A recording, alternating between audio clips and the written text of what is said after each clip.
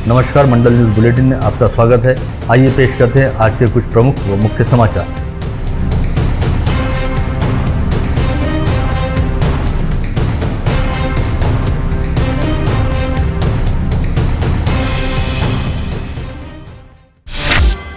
विगत 1.5 वर्ष से कोविड संक्रमण के खतरे को देखते हुए समूचे राज्य में सभी स्कूल व कॉलेज पूरी तरह से बंद हैं। वहीं अब कोविड संक्रमण की दूसरी लहर का असर कम होने के चलते राज्य के शालेय शिक्षा विभाग ने 8वीं से 12वीं की कक्षाओं को प्रतिबंधात्मक नियमों का पालन करते हुए 15 जुलाई से ऑफलाइन लेने की अनुमति दी है। लेकिन इसके लिए ग्राम पंचायतों से ग्राम सभा की अनुमति और अभिभावकों की सहमति के साथ प्रस्ताव आमंत्रित किए गए थे, परंतु आज 14 जुलाई तक जिला परिषद के शिक्षा विभाग को किसी भी ग्राम पंचायत की ओर से कोई प्रस्ताव प्राप्त नहीं हुआ। ऐसे में इस बात को लेकर संभ्रम बना हुआ है कि कल 15 जुलाई से 8वीं से 12वीं की ऑफलाइन कक्षाएं शुरू होंगी अथवा नहीं, जिसके बारे में जिला परिषद के शिक्षा विभाग ने साफ तौर पर कहा है जिन ग्राम पंचायत क्षेत्रों से प्रस्ताव आएंगे केवल उन्हें ही अपने कार्यक्षेत्र अंतर्गत शालाओं को शुरू करने की अनुमति दी जाएगी, अन्यथा ऐसे प्रस्ताव के बिना शालाएं पहले की तरह बंद रहेंगी।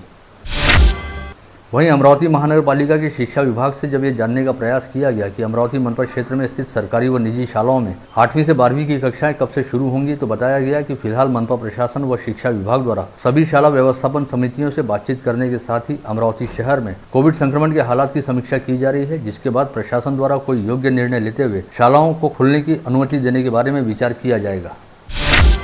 विगत सप्ताह पुणे में स्वप्निल लोणकर नामक युवक ने एमपीएससी की परीक्षा में उत्तीर्ण होने के बावजूद 1.5 वर्ष तक नियुक्ति नहीं मिलने से तंग आकर फांसी लगाते हुए आत्महत्या कर ली थी, जिसके बाद विधानमंडल के पावत सत्र में विपक्षी दल भारतीय जनता पार्टी ने इस मामले को लेकर सरकार को चौतरफा घेरा था। पश्चात अब राज्य सरकार द्वारा तमाम आवश्यक कदम उठाए जा रहे हैं, जिसके तहत जल्द ही गट अ से गट क तक कुल 15,511 पदों को एमपीएससी के जरिए भरने का निर्णय लिया गया है। इसके लिए जुलाई माह के अंत तक तमाम आवश्यक प्रक्रियाओं को पूर्ण किया जाएगा। अमरावती के निवर्तमान जिलाधीश शैलेश नवाल तथा नवनियुक्त जिलाधीश पवनीत कौर ने राज्य की महिला व बाल विकास मंत्री तथा अमरावती की जिला पालक मंत्री यशोमती ठाकुर से उनके मुंबई स्थित निवास स्थान पर भेंट की। इस समय पालक मंत्री यशोमती ठाकुर ने दोनों अधिकारियों को उनके अगले कार्यकाल के लिए बधाई दी। वहीं पता चला है कि अमरावती की नई जिलाधीश पवनीत कौर कल गुरुवार 15 जुलाई को सुबह 11 बजे अमरावती पहुंचेंगी और यहां पहुंचने के बाद वे अपना नया पदभार ग्रहण करते हुए अमरावती की जिलाधीश के तौर पर अपना जिम्मा संभाल लेंगी।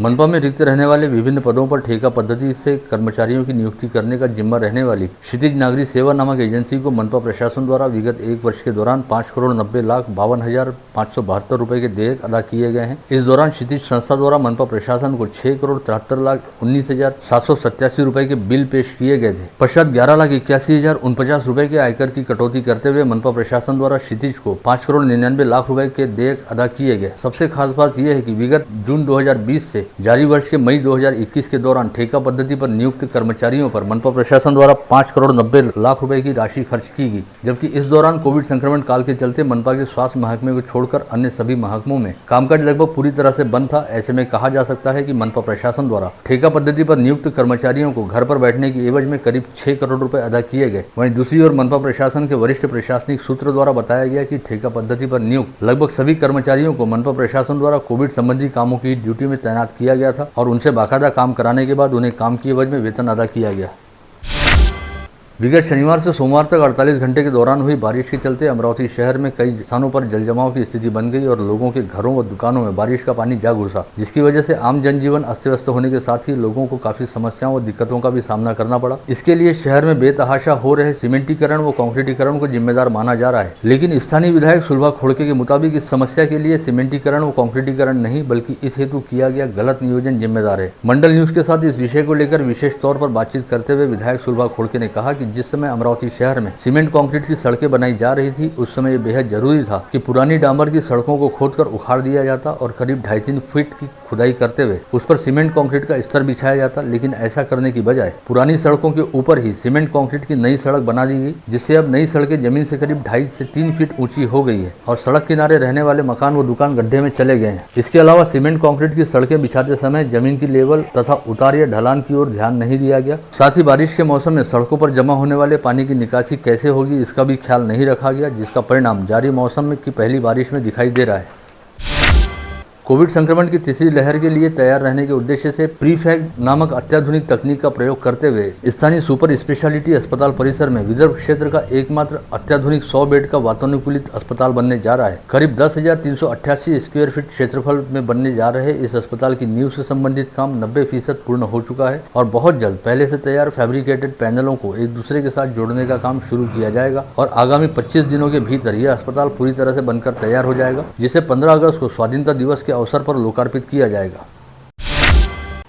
जिले में बुधवार को 21 नागरिकों की कोविड टेस्ट रिपोर्ट पॉजिटिव आई। वहीं बीते 24 घंटे के दौरान एक संक्रमित की मौत हुई जो जिले के ग्रामीण क्षेत्र से वास्ता रखता था। जिले में अब कुल संक्रमितों की संख्या बढ़कर 96,352 पर जा पहुंची है। वहीं जिले में कोरोना मृतकों की संख्या बढ़कर अब 1,559 पर पहुंच गई है। बुधवार को जिले के कोविड अस्पतालों से 48 मरीजों को कोविड मुक्त हो जाने के चलते डिस्चार्ज दिया गया। जिले में अब तक कुल 94,591 संक्रमित मरीज कोविड मुक्त हो चुके हैं। इस समय जिले में कुल एक्टिव पॉजिटिव मरीजों की संख्या 202 है, जिनमें मनपा क्षेत्र के 55 तथा ग्रामीण क्षेत्र के 147 मरीजों का समावेश है। इनमें से इस समय 69 मरीजों का विभिन्न कोविड अस्पतालों में इलाज चल रहा है। साथ ही मनपा क्षेत्र में 33 तथा ग्रामीण क्षेत्र में 100 मरीज होम आइसोलेशन में रखे गए हैं। बीते 24 घंटे के दौरान 3,335 नागरिकों की कोविड टेस्ट की गई, जिसमें से केवल 0.62% लोगों की टेस्ट रिपोर्ट पॉजिटिव आई है। वहीं इस समय कोविड संक्रमित मरीजों के कोविड मुक्त होने का प्रमाण बढ़कर 98.17% पर पहुंच गया है। साथ ही इस समय कोविड मरीजों की संख्या दोगुनी होने में लगने वाले औसत दिनों यानी डबलिंग रेट बढ़कर 124 दिन पर पहुंच गया है और इस समय कोविड संक्रमण के चलते होने वाली मौतों का औसत 1.62% है। विगत 15 माह से अमरावती शहर से जिला कोविड संक्रमण की दहशत के साये में जी रहा है और अब तक अमरावती वासी इस संक्रमण की 2 लहरों का सामना कर चुके हैं। हालांकि इस समय कोविड संक्रमण का खतरा पूरी तरह खत्म नहीं हुआ, लेकिन विगत कुछ दिनों से नए संक्रमितों की संख्या में कमी आने के साथ साथ पॉजिटिविटी रेट में भी कमी आई है। ऐसे में कहा जा सकता है कि अब अमरावती जिला धीरे धीरे कोविड मुक्त होने की ओर आगे बढ़ रहा है, लेकिन अब भी कोविड संक्रमण की तीसरी लहर के खतरे का अंदेशा जताया गया है, जिसके मद्देनजर सुपर कोविड अस्पताल सहित सभी निजी कोविड अस्पतालों को कार्यरत रखा गया है, जहाँ पर इस समय उंगलियों पर गिनने लायक संक्रमित मरीज भर्ती हैं और सुपर कोविड अस्पताल सहित सभी निजी कोविड अस्पतालों में अधिकांश बेड खाली पड़े हुए हैं। इस समय जहां एक ओर कोविड संक्रमित मरीजों की संख्या कम हो रही है, वहीं दूसरी ओर एडिस इजिप्टी मच्छरों की वजह से होने वाली डेंगू नामक बीमारी ने पांव पसारना शुरू किया है। जिले में अब तक डेंगू के 325 संदिग्ध पाए जा चुके हैं, जिनमें से 16 मरीजों की रिपोर्ट पॉजिटिव आने की जानकारी स्वास्थ्य महकमे द्वारा दी गई है। इसमें से 9 मरीज अमरावती के मनपा क्षेत्र परिसर से वास्ता रखते हैं। साथ ही बताया गया है कि जिले के मेलघाट व भातकुली क्षेत्र में डेंगू का लक्षण रहने वाले सर्वाधिक मरीज पाए गए हैं।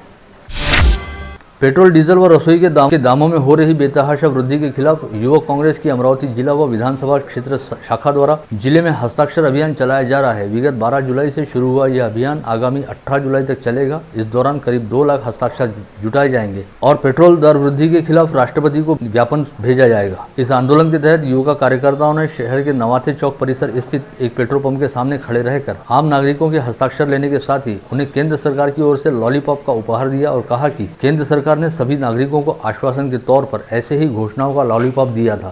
मान्य जनतेच्या खिशाला कात्री लावण्याचं काम हे मोदी सरकार करत आहे। त्याच्या निषेधार्थ तुम्ही पेट्रोल व डिझेलचे भाव कमी करा, याकरिता आम्ही हे आज हस्ताक्षर आणतो आणि जे लॉलीपॉप जनतेला दिलं होतं मोदीजींनी, त्या लॉलीपॉप वाटून आम्ही आज त्यांचा इथे जाहीर निषेध करतो। मनपा के निर्दलीय गुट नेता व शिवसेना के जिला प्रमुख दिनेश बुब द्वारा निगमायुक्त प्रशांत रोडे को सौंपे गए ज्ञापन में कहा गया है कि शहर के वॉलकट कंपाउंड परिसर में मनपा का अग्निशमन विभाग है और इस विभाग के वाहन चौधरी चौक, रेज रेस्टोरेंट व मालवीय चौक इन 3 दिशाओं के रास्ते से बाहर निकलते हैं। साथ ही इस परिसर में कई अस्पताल भी हैं, जहाँ पर मरीजों को लाने ले जाने हेतु एम्बुलेंस वाहनों का दिन भर आना जाना लगा रहता है, किंतु इन तीनों रास्तों पर बड़े पैमाने पर वाहन खड़े रहते हैं, जिसकी वजह से एम्बुलेंस व दमकल वाहनों को आने जाने में काफी तकलीफों का सामना करना पड़ता है। ऐसे में वॉलकट कंपाउंड परिसर को no parking zone, no hawker zone व नो एनक्रोचमेंट जोन घोषित किया जाए। मनपा की वैद्यकीय अधिकारी डॉक्टर सीमा नेताम ने विगत 7 जुलाई को प्रभाग क्रमांक 5 महेंद्र कॉलोनी तथा 10 जुलाई को प्रभाग क्रमांक 10 बेनोडा में सुबह 6:15 बजे अकस्मात दौरा किया। इस समय उन्होंने पाया कि महेंद्र कॉलोनी में मनपा के स्थायी कामगारों की हाजिरी के समय कुल 17 में से 5 स्थायी कामगार गैर हाजिर थे, जिसके बाद उन्होंने स्वास्थ्य निरीक्षक को इन 5 कामगारों का 1 दिन का वेतन काट लेने का निर्देश दिया। साथ ही बेनोडा परिसर में साफ सफाई का ठेका रहने वाले सम्यक नागरिक सेवा सहकारी संस्था के 55 कामगारों में से 9 कामगार हाजिरी के समय अनुपस्थित थे। ऐसे में प्रति कामगार 1000 रुपए के हिसाब से इस ठेकेदार के जुलाई माह के देयक में 9000 रुपए की कटौती करने का भी निर्देश दिया गया है। युवा सेना के जिला प्रमुख प्रकाश मरोटकर ने निर्माण कार्य विभाग के अधीक्षक अभियंता से मिलकर उन्हें बताया कि इन दिनों अमरावती यवतमाल मार्ग की हालत काफी बदहाल हो चुकी है और इस मार्ग पर गड्ढों की भरमार रहने के चलते वाहन धारकों को काफी परेशानियों का सामना करना पड़ता है। अतः इस सड़क की तत्काल दुरुस्ती की जाए, अन्यथा युवा सेना की ओर से सार्वजनिक लोक निर्माण विभाग के खिलाफ तीव्र आंदोलन किया जाएगा। अमरावती रेंज के पुलिस महानिरीक्षक चंद्रकिशोर मीणा की अध्यक्षता में रेंज के 5 जिलों के पुलिस अधीक्षक, अपर पुलिस अधीक्षक, उप विभागीय पुलिस अधिकारियों की ऑनलाइन बैठक गूगल मीट के जरिए आयोजित की गई। इस बैठक में अमरावती रेंज के नागरिक हक सुरक्षा विभाग के पुलिस अधीक्षक डॉक्टर दत्ताराम राठौड़ ने अनुसूचित जाति व जनजाति अधिनियम को प्रभावी रूप से अमल में लाने के निर्देश दिए। जेसीआई अमरावती सेंचुरियन तथा बैंक ऑफ बड़ौदा सराफा शाखा के संयुक्त तत्वाधान में बुधवार को धनराज लेन स्थित माहेश्वरी भवन में रक्तदान शिविर का आयोजन किया गया। इस शिविर को स्थानीय नागरिकों का बेहतरीन प्रतिसाद मिला और दोपहर तक इस शिविर में 53 लोगों द्वारा रक्तदान करते हुए अपना सामाजिक दायित्व निभाया गया। राष्ट्रवादी कांग्रेस पार्टी के अल्पसंख्यक विभाग अध्यक्ष वहीद खान ने विधायक सुलभा खोड़के को एक निवेदन सौंपकर कहा कि मुस्लिम बहुल इलाकों में बारिश के दिनों में सड़कों पर कीचड़ जम जाता है और यहां पर पक्की सड़क व नालियां नहीं होने से नागरिकों को आवागमन में काफी दिक्कतों का सामना करना पड़ता है। ऐसे में यहां के नागरिकों की सुविधाओं को देखते हुए 30 ट्रक मुरुम उपलब्ध कराया जाए। विधायक रवि राणा द्वारा मुख्यमंत्री उद्धव ठाकरे पर टीका टिप्पणी करने के बाद भड़के हुए शिव सैनिकों ने अपनी भड़ास विधायक राणा पर निकालते हुए उनके निवास स्थान गंगा सावित्री पर दस्तक देने की चेतावनी दी थी, जिसके बाद विधायक रवि राणा के समर्थकों ने बुधवार की सुबह से ही राणा के निवास के सामने जमघट लगाना शुरू कर दिया। इस समय युवा स्वाभिमान कार्यकर्ता शिव सैनिकों के आने का इंतजार करते रहे, लेकिन कोई भी शिव सैनिक वहां पर नहीं पहुंचा।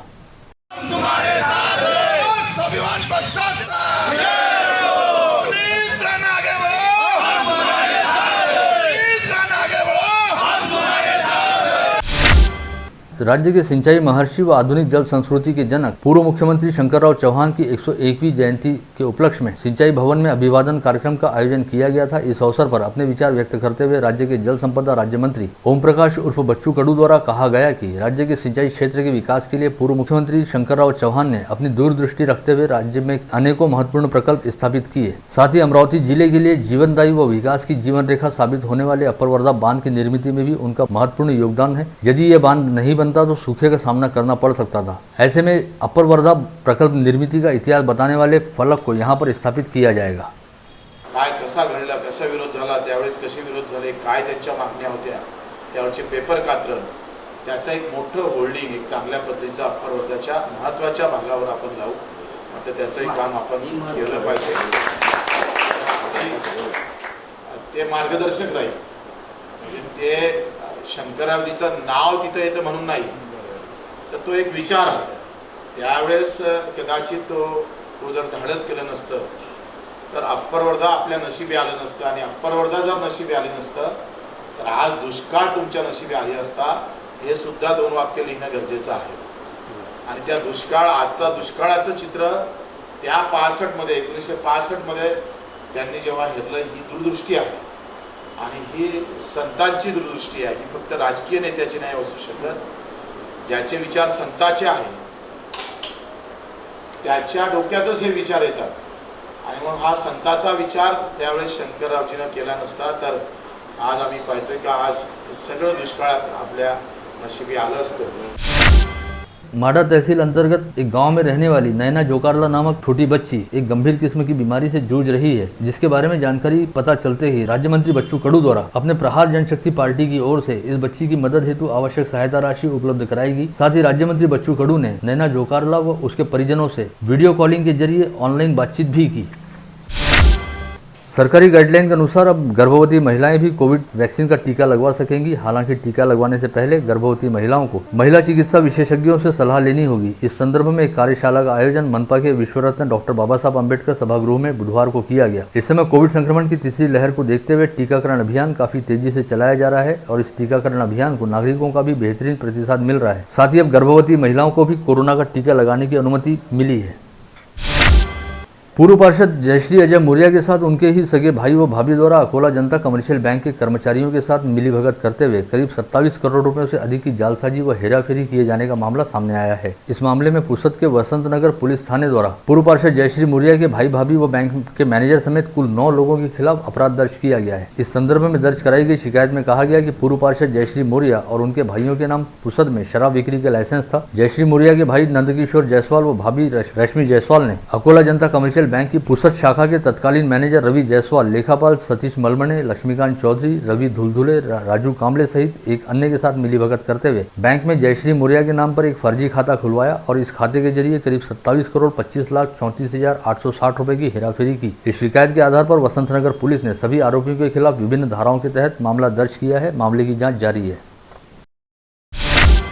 किसानों की अपनी बैंक कही जाती जिला मध्यवर्ती सहकारी बैंक इन दिनों कमीशन घोटाले की वजह से लगातार चर्चा में बनी हुई है। इस बैंक द्वारा म्यूचुअल फंड में करीब 700 करोड़ रुपए का निवेश किया गया था, जिसकी एवज में 3 करोड़ 39 लाख रुपयों की कमीशन खोरी बैंक के ही कुछ अधिकारियों व ब्रोकर्स ने आपस में मिलीभगत करते हुए की थी, जिसे लेकर बैंक पर नियुक्त प्रशासक संदीप जाधव ने सिटी कोतवाली थाने में शिकायत दर्ज कराई थी, जिसके आधार पर बैंक के तत्कालीन CEO जयसिंह राठौड़ व कर्मचारी राजेंद्र कडू समेत कुल 11 लोगों के खिलाफ अपराध दर्ज किया गया था और मामले की जाँच आर्थिक अपराध शाखा को सौंपी गई थी। अब इस मामले की तह तक जाने हेतु आर्थिक अपराध शाखा द्वारा इस पूरे व्यवहार का फॉरेंसिक ऑडिट करवाए जाने का निर्णय लिया गया है, जिसके तहत निवेश करने वाले पहले दिन से लेकर दलाली की रकम मिलने तक हुए व्यवहार और इस रकम से किसे कितना लाभ हुआ इसकी जानकारी सामने आएगी।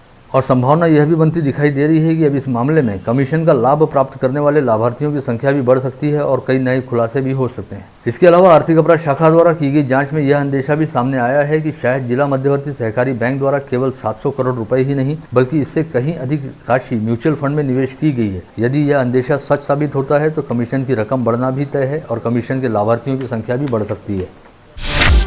गाड़गेनगर पुलिस थाना अंतर्गत बालाजी नगर के महालक्ष्मी अपार्टमेंट में रहने वाले अतुल काले मंगलवार को किसी काम से बाहर गए हुए थे और उनकी पत्नी डीमार्ट में सामान खरीदने हेतु बाहर गई थी। लेकिन जब अतुल काले की पत्नी डीमार्ट से सामान खरीदने के बाद वापस लौटी तो घर का दरवाजा टूटा हुआ दिखाई दिया। भीतर जाने पर अलमारी खुली दिखाई दी। इस समय घर का पूरा सामान बिखरा हुआ था और अलमारी की छानबीन करने पर उसमें रखे 20,000 रुपए नगद एवं सोने चांदी के गहने सहित कुल 30,000 रुपए का माल गायब दिखा। गाड़गेनगर पुलिस मामले की जाँच कर रही है। परतवाड़ा के निकट धामनगांव गढ़ी देवगांव रोड पर एक कार बबूल के पेड़ से जा टकराई। इस हादसे में कार चालक सहित 5 लोग गंभीर घायल हुए हैं। पता चला है कि 3 लोग चिचाटी गांव से कार में सवार होकर परतवाड़ा की तरफ आ रहे थे। इसी बीच चिछेड़ा के 3 लोग भी कार में सवार हुए और कार में सवार लोगों की संख्या 6 हो गई। तभी धामनगांव गढ़ी देवगांव रोड के पास कार चालक का नियंत्रण वाहन से अचानक छूट गया और कार सड़क किनारे बबूल के पेड़ से जा टकराई। इस हादसे के बाद सभी घायलों को अचलपुर उपजिला अस्पताल में इलाज के लिए भेजा गया है। भ्रूण हत्या के साथ ही गर्भपात के लिए इस्तेमाल की जाने वाली दवाइयों का स्टॉक बुल्ढाना में अन्न व औषधि प्रशासन विभाग द्वारा जब्त किया गया है। यह कार्रवाई बुल्ढाना शहर के एक मेडिकल स्टोर में की गई। अन्न व औषधि प्रशासन की ओर से अब तक जिले के 20 संदिग्ध मेडिकल स्टोर में जांच की जा चुकी है। इसके अलावा जिनके लेन देन के व्यवहार में खामियां पाई गई, ऐसे करीब 6 मेडिकल संचालकों को नोटिस भी भेजी गई है। आप देख रहे थे मंडल न्यूज बुलेटिन। हमारे चैनल को लाइक करें, शेयर करें और हाँ, सब्सक्राइब करना ना भूलें। कल होगी आपसे फिर मुलाकात, तब तक के लिए धन्यवाद।